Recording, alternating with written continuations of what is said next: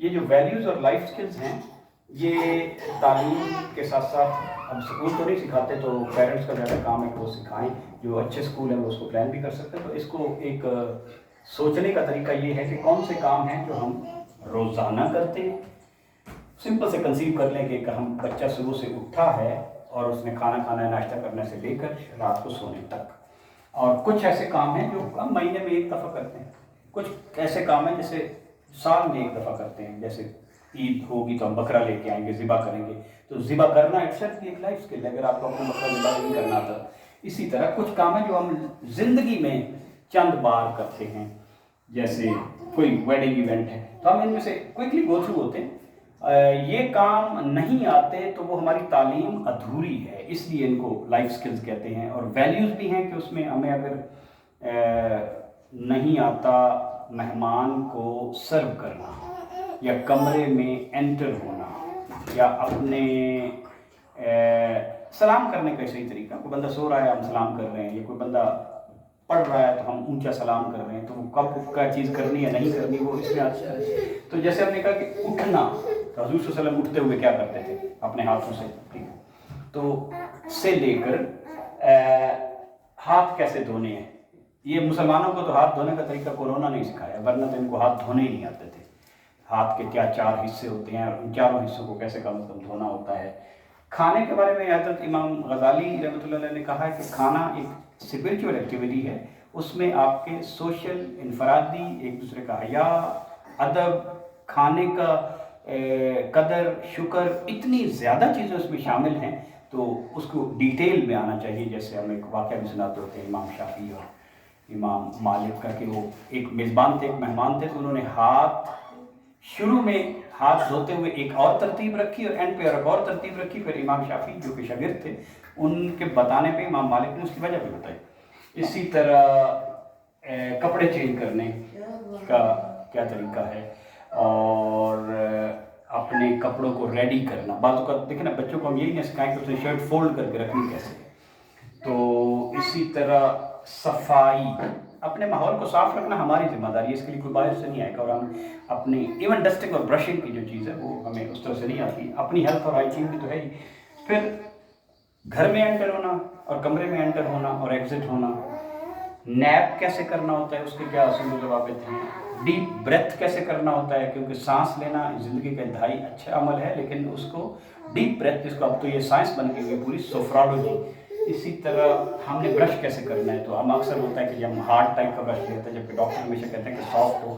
پھر وہ ساری چیزیں اس میں رنس کرنا ہے یا نہیں کرنا، یا پوری کرنی ہے یا نہیں کرنی ہے، کتنی دیر بعد، کتنی دیر پہلے، اس کی ٹائمنگس کیا ہیں. جو ہم ہفتے میں کچھ ایسے لکھے ہوں گے. ٹوائلٹ کا استعمال بڑا امپورٹنٹ ہے، کیونکہ یہ زبان اور ٹوائلٹ کا استعمال یہ قبر میں سب سے زیادہ عذاب ہے. مسجد کے آداب، ہم بچے چھوٹوں کو لے جاتے ہیں تو میرے کو نہیں پتہ ہوتا کہ ان پہ اینڈ پہ ان کو بٹھانا ہے، یا وہ ادب آداب کا نہیں پتہ ہو تو پھر آپ نہ ہی لے جائیں تو زیادہ اچھا. نہانا، ٹھیک ہے نا. حضور صلی اللہ علیہ وسلم تو کھڑے ہو کے نہیں نہاتے تھے، صرف بات کرتے تھے.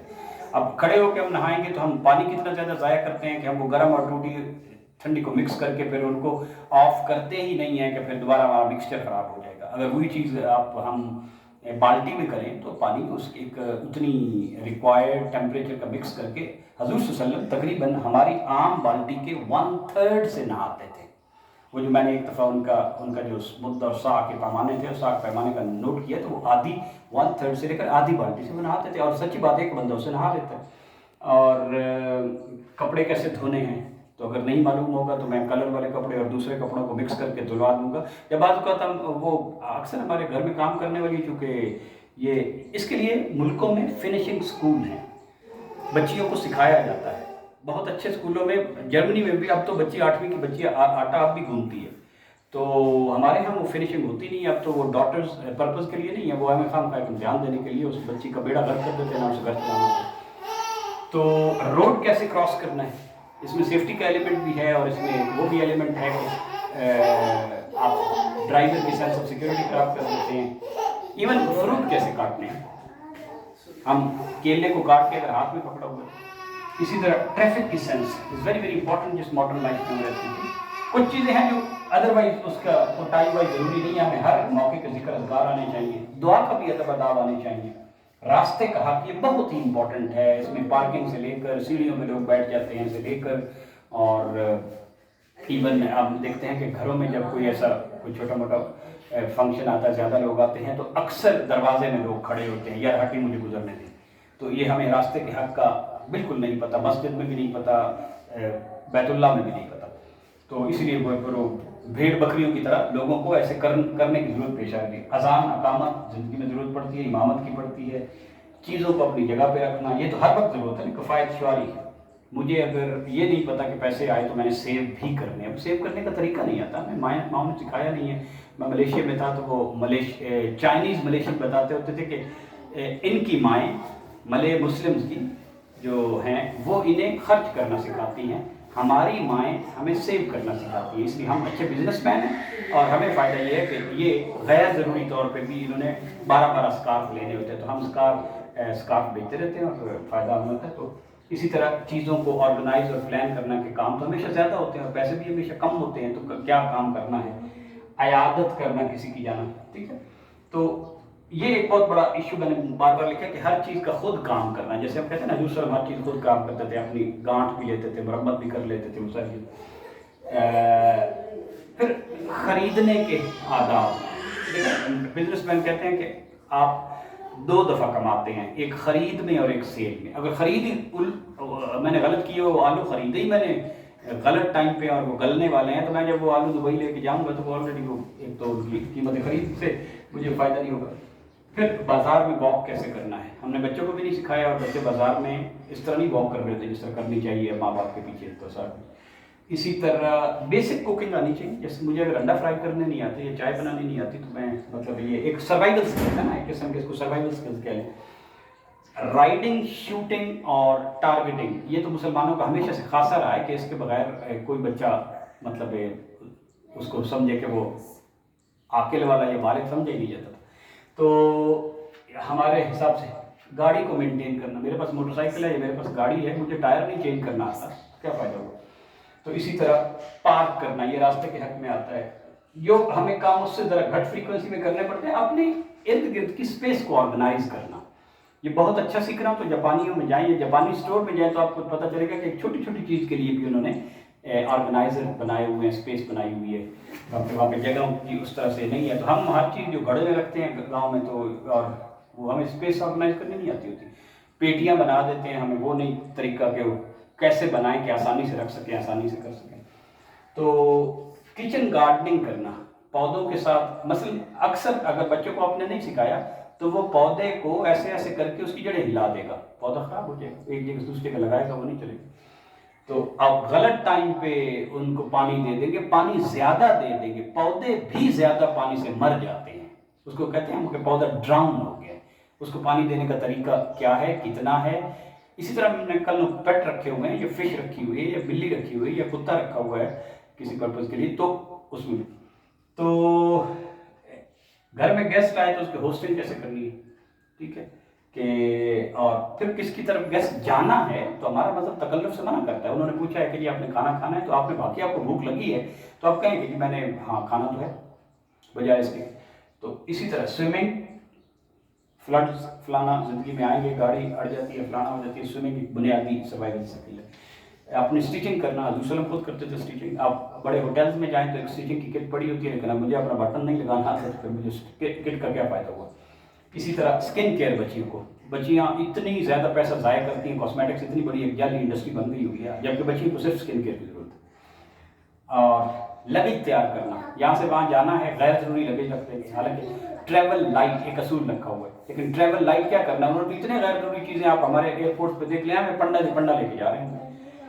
اپنے گھر کی ریپیئر کرنا، DIY از ویری امپورٹنٹ. گھر میں چھوٹی سی گراج اور کارپینٹری شاپ ہونا ضروری ہے. بچوں کو بنیادی آری چلانا، ہتھوڑا چلانا، نیل چلانا، وائر پیل کرنا یہ نہیں آتا تو وہ گھر میں یا اپنا پلگ لگانا کرنا، ہاؤس گھر کی عام اپلائنسز کو استعمال کرنا.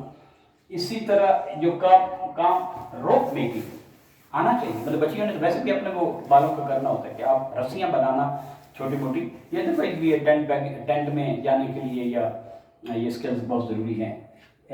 چیزوں کو باندھنا کیسے ہے، باندھنے کے انہیں طریقے نہیں آتے. اینیملس کو کیسے فیڈ کرنا ہے. वेट कैसे उठाना है। अब गलत तरीके से उठाएंगे तो आपके स्पाइन में एक छोटी सी भी ऐसे क्लिक हो गई तो फिर सारी उम्र उसी तरह गुजरेगी।